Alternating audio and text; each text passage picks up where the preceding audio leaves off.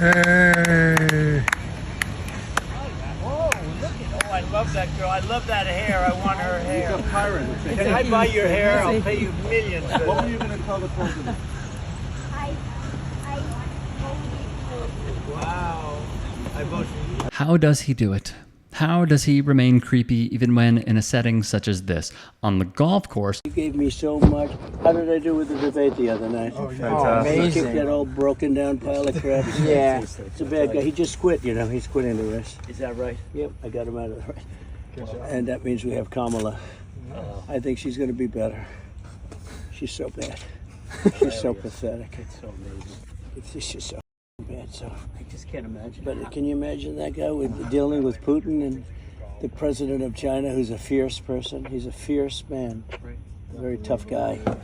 And they see him. They can't. But they just announced he's probably quitting. Good. Yeah, that's amazing. Just keep knocking him out, right? Thank you.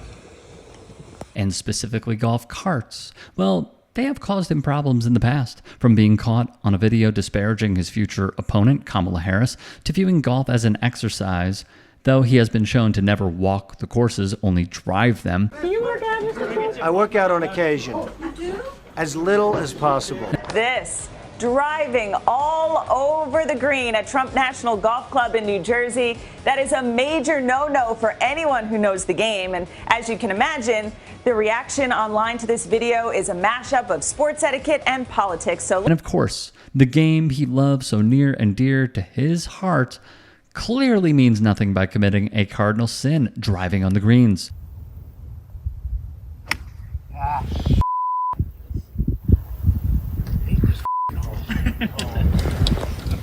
The Ringer had a write-up of what is in his cart on any given day. Every one of Trump's most disgusting qualities surfaces in golf, they would write, racism. When playing golf with sports journalist Rick Riley, Trump handed $100 tips to Chilean course workers and would say, now those guys are Donald Trumps of Chile.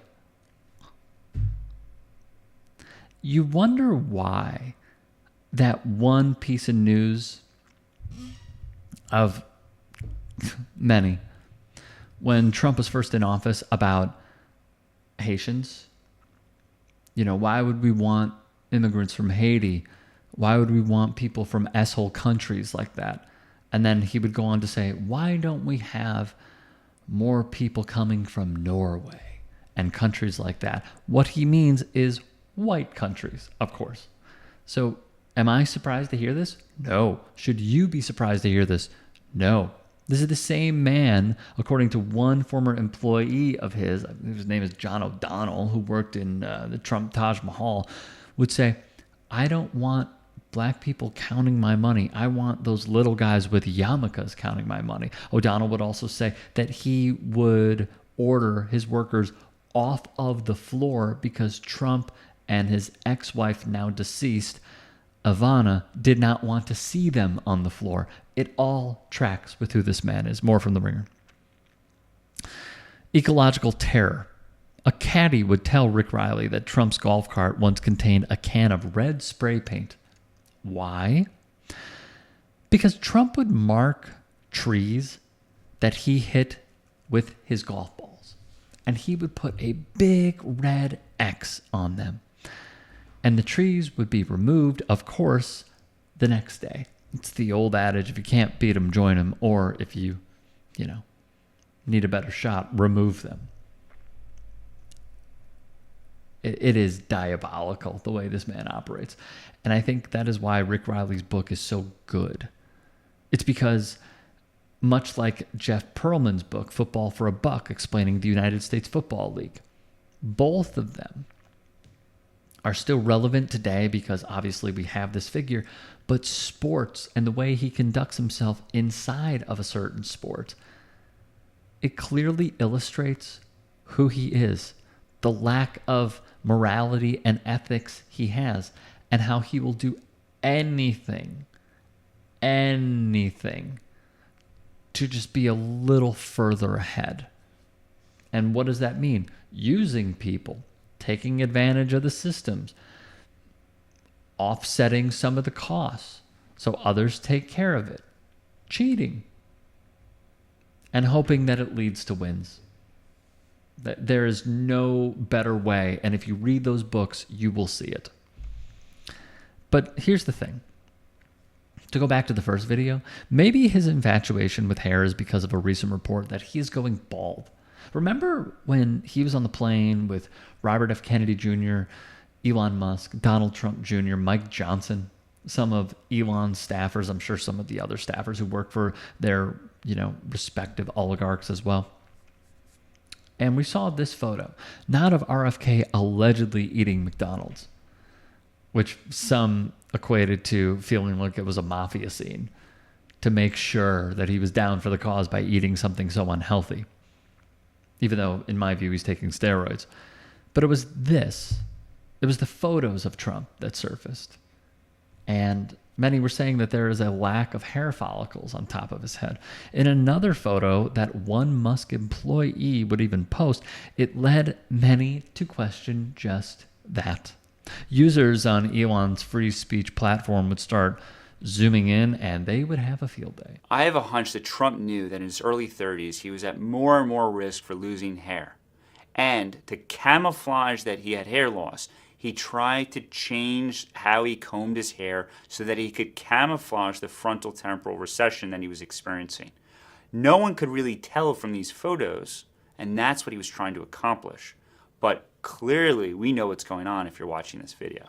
Now at the age of 32, we see something very interesting. His hairline is lower than it was when he was younger, and it's straight. It doesn't have that irregular look to it, which would normally be completely normal. A straight hairline is not something you really want to see.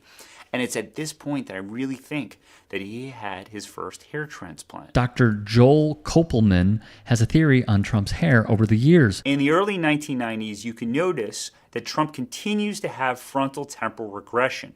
But if you look closely at this photo, you can also notice that there's some scarring. And this makes me think at this stage, he probably had another hair transplant. In this case, I think he had a rotational flap. The doc suggests in his video that Trump not only had one hair transplant, or two. In 2002, we see Trump's frontal temporal recession is almost gone in the pictures. And so this makes me think he likely had what's called an FUT hair transplant procedure. This would be his third hair transplant. Or three. He went from having thin hair, and then around 2010, 2011, we start to notice his hair density gets thick again. And it's at this point that I believe he actually had his fourth hair transplant. Yes, fourth hair transplant. Look, don't take it from me. Take it from the doc. This isn't really that big of a surprise because if you read journalist Sarah Kenzier's book, she talks about this as well. It was also mentioned, I believe, in the movie that Donald Trump and his team did not want to see the light of day, The Apprentice, where they talked about a hair transplant.